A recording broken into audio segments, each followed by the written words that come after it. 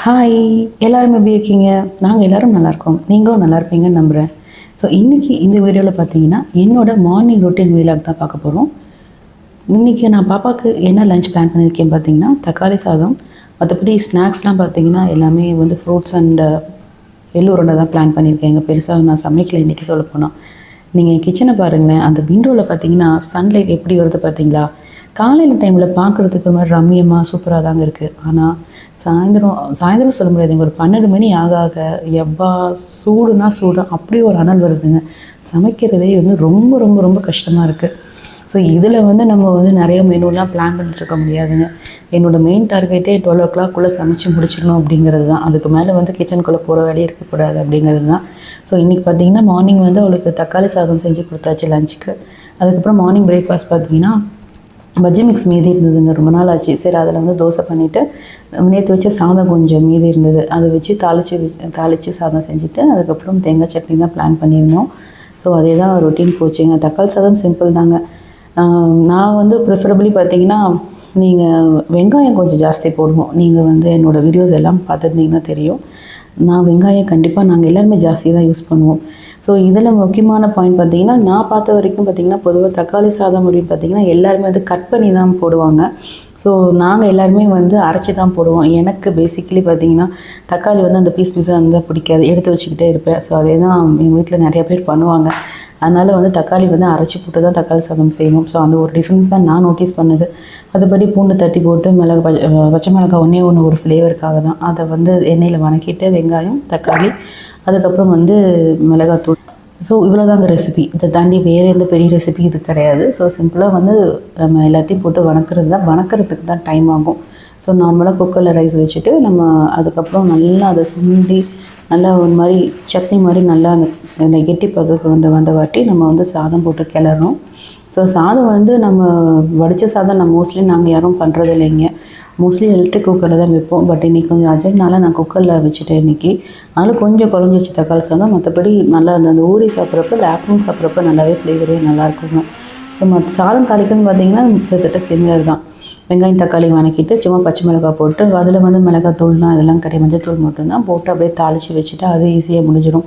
So அதுக்கப்புறம் மேஜராக பார்த்திங்கன்னா பஜ்ஜி மிக்ஸ் யூஸ் பண்ணி தோசை பண்ணது தாங்க. ஸோ அதுவும் பெரிய ரெசிபி இல்லை. பஜ்ஜி மிக்ஸு இஞ்சி பூண்டு பேஸ்ட்டு கொஞ்சம் போட்டு தண்ணி தான் யூஸ் பண்ணுவோம். தண்ணி நான் வந்து கொஞ்சம் கெட்டியாக பண்ணியிருந்தேன். பாட்டிமா வந்து கொஞ்சம் நல்ல தண்ணியாக இருக்கணும்னு சொல்லிவிட்டு அவங்க கொஞ்சம் நிறையா தண்ணி ஊற்றி பண்ணுறப்ப இன்னும் சாஃப்டாக இருந்தது சொல்லப்போனால். எனக்கு வந்து அது கரெக்டாக அது மாதிரி இருந்தது. பட் அவங்களுக்கு தான் அந்த பக்கம் தான் தெரியுது. அது எப்படி தான் அந்த பார்த்தாலே கெஸ் பண்ணுறாங்கன்னு தெரியலைங்க. அனுபவம் தான் மெயினாக சொல்லப்போனால். அழகாக வந்து அந்த நல்லா சாஃப்டாக இருந்தது தண்ணி ஊற்றி விட்டேன். நான் ஊற்றினப்போ வந்து ஃபஸ்ட் தோசை பார்த்திங்கன்னா கொஞ்சம் கெட்டியாக தான் இருந்தது. பட் அவங்க பண்ணுறப்ப பார்த்திங்கன்னா தோசை வந்து நல்லா சாஃப்டாகவே வந்துருந்துச்சு. அதில் வந்து அரிசி மாவு ஆட் பண்ணிக்கலாம் அப்படின்னாங்க, கொஞ்சம் கிறிஸ்பியாக வேணும் அப்படின்னா. பட் அன்றைக்கி நாங்கள் ஆட் பண்ணல. அண்ட் அதுக்கு சைட் டிஷ் பார்த்திங்கன்னா தேங்காய் சட்னி தான். நார்மலாக சிம்பிளாக செய்கிற தேங்காய் சட்னி. அதுலேயும் ஒரு விஷயம் இருக்குங்க. எங்கள் தாத்தாவுக்கு கெட்டியாக இருந்தால் தான் பிடிக்கும். நான் வந்து சீக்கிரம் அரைக்கிறதுக்கு தண்ணி ஊற்றிடுவேன். அது கெட்டியாக இல்லையான்னு கேட்பாங்க. பட் நாங்கள் யாருமே கெட்டியாக சாப்பிட மாட்டோம். அவருக்கு நல்லா திக்காக இருக்கணும் சட்னி, அதே மாதிரி பொட்டுக்கடலை ஜாஸ்தி இருக்கணும். ஸோ அவருக்கு செய்கிற ரெசிபிஸ் தான் இருக்கிறதுலே ரொம்ப ரொம்ப டிஃபிகல்ட்டுன்னு சொல்லலாம். ஏன்னா அவருக்கு வந்து தேர்ந்தெடுத்து செய்யணும், எது இப்படி தான் இருக்கணும் அப்படின்பாரு. இன்னமுமே பாட்டிமா செய்கிற சமையலே வந்து குறை சொல்வார். நான் செய்கிறதெல்லாம் ரொம்ப கஷ்டம். அது எல்லாமே அவருக்கு நான் கம்ப்ளீட் மசாலா அதிகம் போட்டுருவேன். ஸோ சிலது வந்து நான் நான்வெஜ் ப்ரிஃபரபிளி நல்லா இருக்குன்னு சாப்பிடுவார். இந்த மாதிரி வெஜ் ஐட்டமில் போடுறப்ப இந்த மசாலா ஃப்ளேவர் கொஞ்சம் ஜாஸ்தியாக இருப்போ அவருக்கு கொஞ்சம் கஷ்டமாக இருக்கும். ஆனாலும் சாப்பிட்ருவார். குறை சொன்னாலும் பேசாமல் சாப்பிட்ருவார். அதில் வந்து குறை சொல்ல முடியாது என்னால். பட் ஆனால் வந்து அவருக்கு அந்த சாட்டிஸ்ஃபேக்ஷனுங்கிறது அவரை பொறுத்த வரைக்கும் சான்ஸே கிடையாது. பாட்டிமாவே குறை சொல்கிறப்ப நம்மளாம் ஒன்றுமே இல்லை அப்படின்னு தான் சொல்லுவேன். ஸோ இன்றைக்கி அவளுக்கு எல்லாமே கரெக்டாக லஞ்ச் வந்து பேக் பண்ணி கொடுத்தாச்சுங்க. ஸோ சம்மர் தான் இப்போ இருக்கிற மேஜர் இஷ்யூ. இப்போயே நம்மளால் வந்து தாங்க முடியல. போக போக வந்து மே மாதம் அக்னி வரப்பெல்லாம் என்ன பண்ணுவோமோ தெரியலைங்க. நினச்சாலே கொஞ்சம் பயமாக தான் இருக்குது. ஸோ இவளுக்கு கூட இன்னும் ஒரு 2-3 days ஸ்கூல் இருக்குது. பட் லீவ் போட்டுடலாமா அப்படின்னு யோசிச்சிருக்கேன். ஏன்னா ரொம்ப கஷ்டமாக இருக்குங்க. நாங்கள் அந்த ஷிஃப்ட் ஆகி வந்தது, அப்புறம் அவங்க வேனில் வர போகிறாங்க. ஸோ அந்த ஹீட்டு இதெல்லாம் ரொம்ப அதிகமாக இருக்குது. நம்ம போய் ட்ராப் பண்ணாலுமே வெயில் தாக்கம் ரொம்ப அதிகமாக இருக்குது. அதனால் வந்து ஸ்கிப் பண்ணிடலாமா, டேரெக்டாக ஜூன் அனுப்பிச்சிடலாமான்னு யோசிச்சுட்டு இருக்கேன். அது 3 நாளில் பார்த்துட்டு இதே மாதிரி இருந்துச்சு அப்படின்னா லீவ் போட்டு தான் ஆகணும். இன்னும் ஒரு 1 week ஸ்கூல் இருக்குதுன்னு சொல்லியிருக்காங்க. இதுக்கு நல்ல எலெக்ஷன் இருக்குது. ஸோ நெக்ஸ்ட் வந்து நிறையா நிறைய ஆக்டிவிட்டீஸ் போயிட்டு தாங்க இருக்குது. நான் லாஸ்ட் வீடியோவில் சொன்ன மாதிரி என்னை பற்றி நான் உங்களுக்கு சொல்லுவேன்னு சொல்லியிருந்தேன் இல்லைங்களா. ஸோ நான் பார்த்தீங்கன்னா வந்து நிறைய ஃபீல்டில் ஒர்க் பண்ணியிருக்கேங்க. 1 2ன்னு சொல்ல முடியாது. ஸ்டார்டிங் ஃப்ரம் ஃபஸ்ட்டு ஐடியில் இருந்தேன், அதுக்கப்புறம் வந்து டீச்சிங், இப்போ வந்து இருக்கிறது இ-காமர்ஸ். இனிமேல் என்ன பண்ண போகிறேன்னு எனக்கு தெரியல. ஆனால் வேரியஸ் ஃபீல்டில் வேரியஸ் எக்ஸ்பீரியன்ஸ் சேர்த்துருக்கேன். நல்ல நேம்லேயும் இருக்குது, இல்லைன்னு சொல்ல முடியாது. டீச்சிங் கொஞ்சம் இன்ட்ரெஸ்ட் ஜாஸ்திங்க, கொஞ்சம்னு சொல்ல முடியாது, ரொம்பவே. ஸோ நான் வந்து இதில் தான் மாண்டிசரி ட்ரெயின் ஆகிருக்கேன். மாண்டிசரி ட்ரெயின் டீச்சர், அதெல்லாம் அட்மினிஸ்ட்ரேஷன் பார்த்துருக்கேன். பெரிய கிளாஸ்க்கும் கிளாஸ் எடுக்கிறாங்க. அது இல்லாத கம்ப்யூட்டர் ஆஃபீஸ் ஆட்டோமேஷன் சொல்லிட்டு ஒரு கவர்மெண்ட் கோர்ஸ் இருக்குது இல்லைங்களா, அதுக்கும் கிளாஸ் எடுக்கிறேன். அதுக்கப்புறம் வந்து காலேஜில் வந்து எக்ஸல் இந்த மாதிரி கிளாஸஸ்லாம் எடுப்பேன். ஸோ டீச்சிங் வந்து ஒரு சைட் பேஷனாக நான் செஞ்சுக்கிட்டே தான் இருக்கேன். இது மட்டும் இல்லாமல் ஒரு கிட்ஸ் சேனலும் ரன் பண்ணிகிட்ருக்கேன், கார்ட்டூன் சேனல்.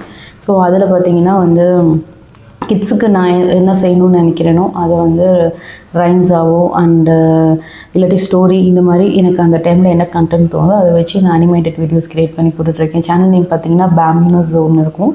ஸோ அதில் நான் வீடியோஸ் க்ரியேட் பண்ணி போட்டுட்ருக்கேன்.